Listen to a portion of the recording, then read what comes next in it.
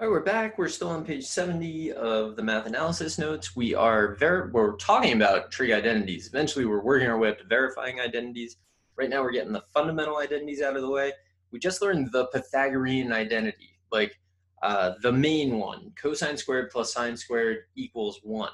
So it's got to be the same thing. So it's cosine squared of theta plus sine squared of the same theta equals 1. It can't just be any random thetas in there. Got to be the same value. But it could be any value. You just have to use it for both functions.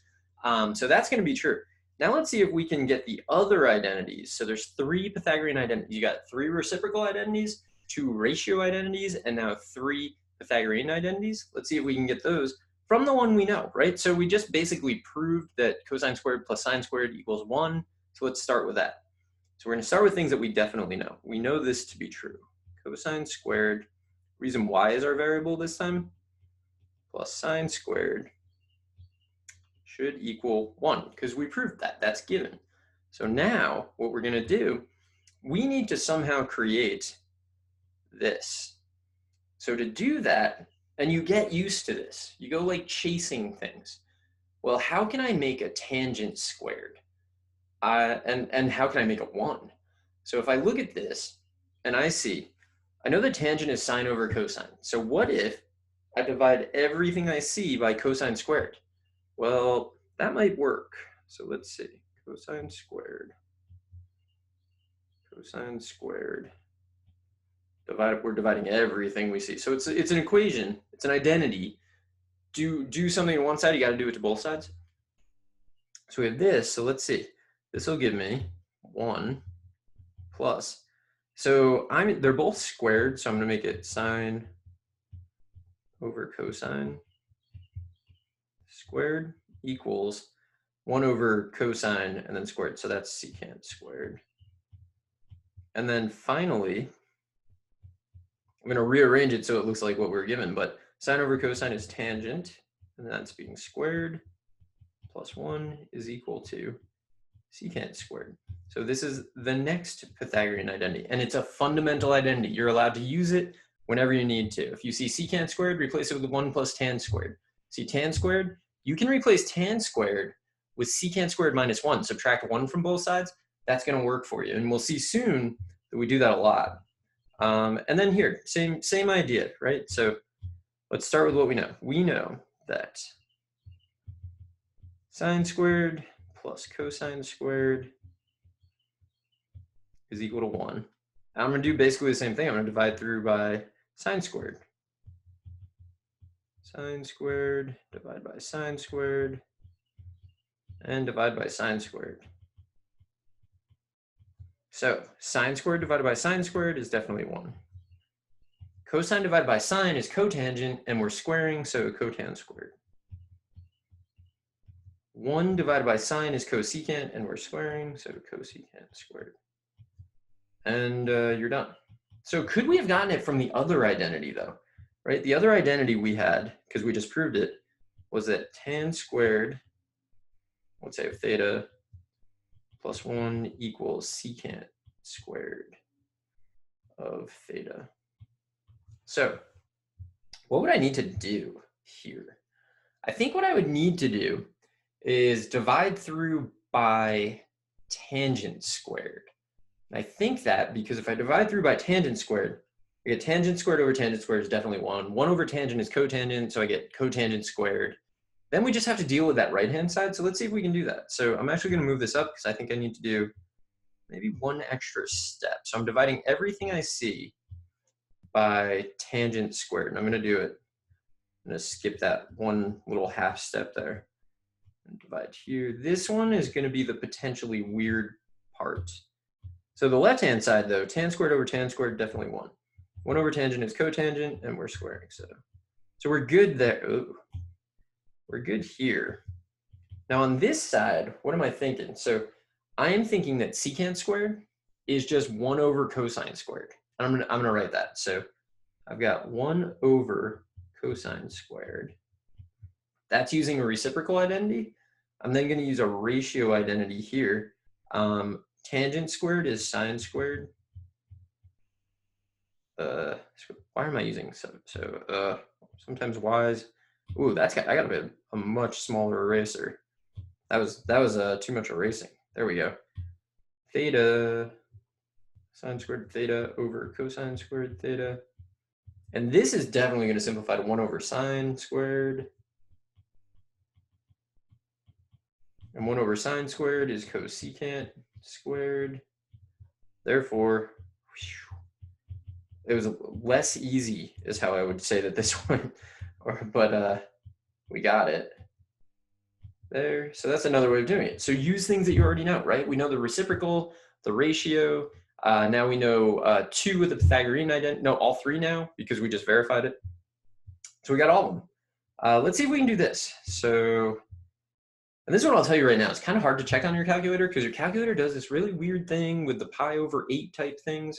But anyway, I know. So usually what I do is I'll start with something I know. I'm not like, this isn't how I have anything memorized, but what do I know that involves cosecant squared and cotan squared? I know right away that 1 plus cotan squared of x is equal to cosecant squared of x. That's definitely true. So since I know that, and what I'm given is cosecant squared minus cotan squared, so subtract cotan squared from both sides, and you'll get 1. So we're just working with this identity. It's an identity, it's true for all values of x. So that means that x might be 9 pi over 8, but there's something complicated. So something, it's not like crazy complicated, but a little bit complicated. The complication is right there, squared. So I know that basically, I know that x should be, there should be a symbol for should be.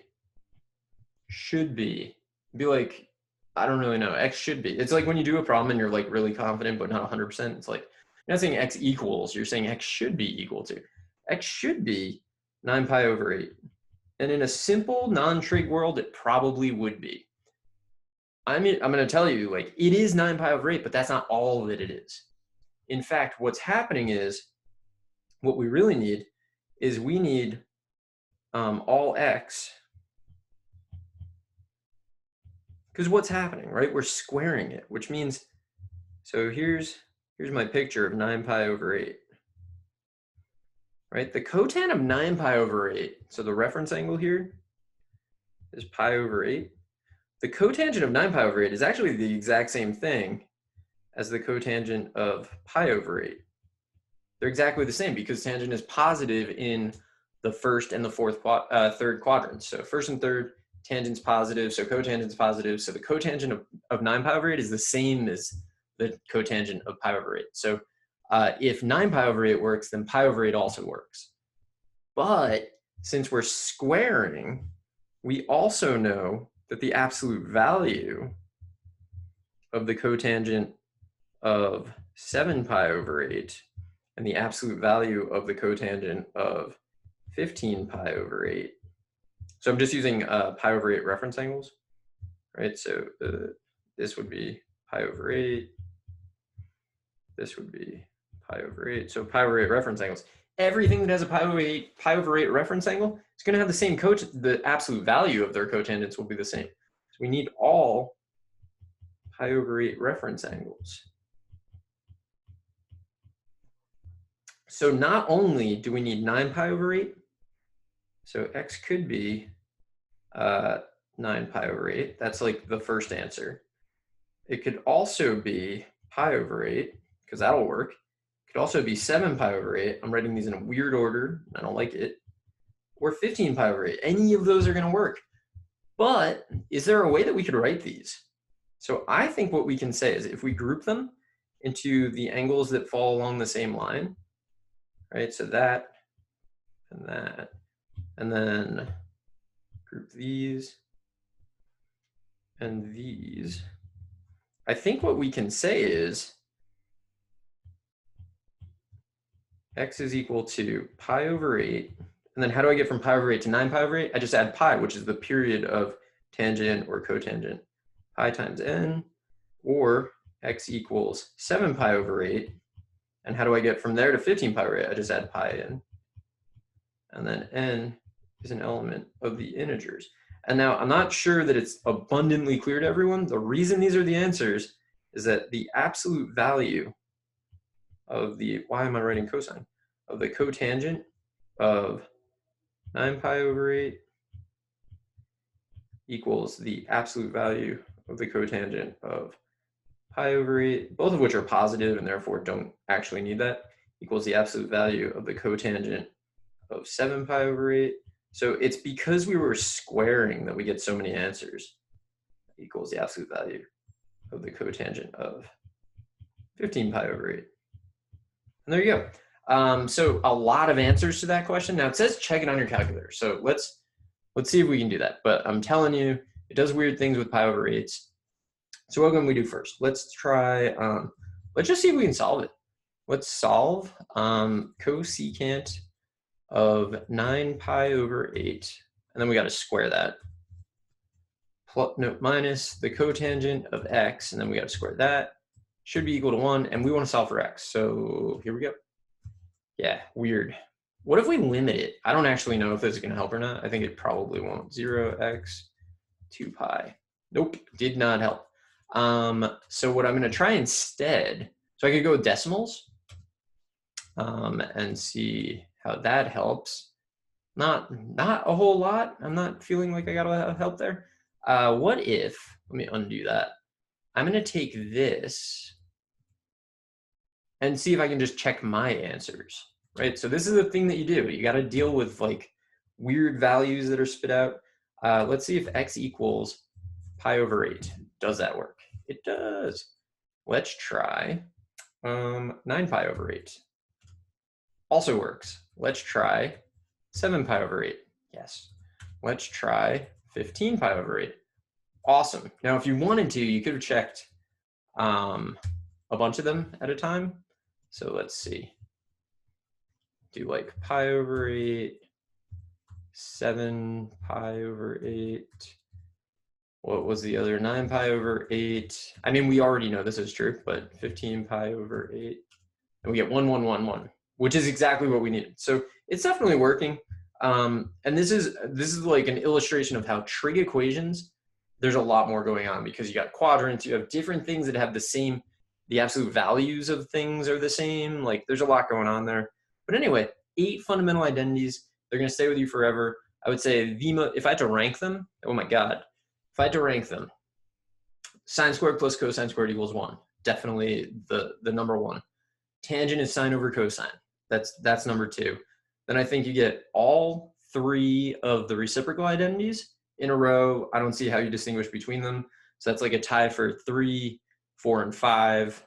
And then, I don't know. Then 1 plus tan squared equals secant squared probably comes next. Cotan is cosine over sine is probably next. And then I think last is probably 1 plus cotan squared equals cosecant squared. That's like, I don't know what I'm ranking. I think I'm just ranking my favorite. But also maybe it's probably my favorite because they're the most common. So anyway, it doesn't really matter. Let me go back to the notes here just so you can see what we did. So we got that. It's a tough problem. If you were able to work your way through this on your own, congrats. Because I definitely, the first time I solved this problem in my life, like way back when, I definitely did not think about the quadrants and the reference angles and all that stuff. I was like, it is 9 pi over 8. And I moved on. But that's not the case. There's a lot more going on. So anyway, I hope you found this helpful, and I will see you in the next one.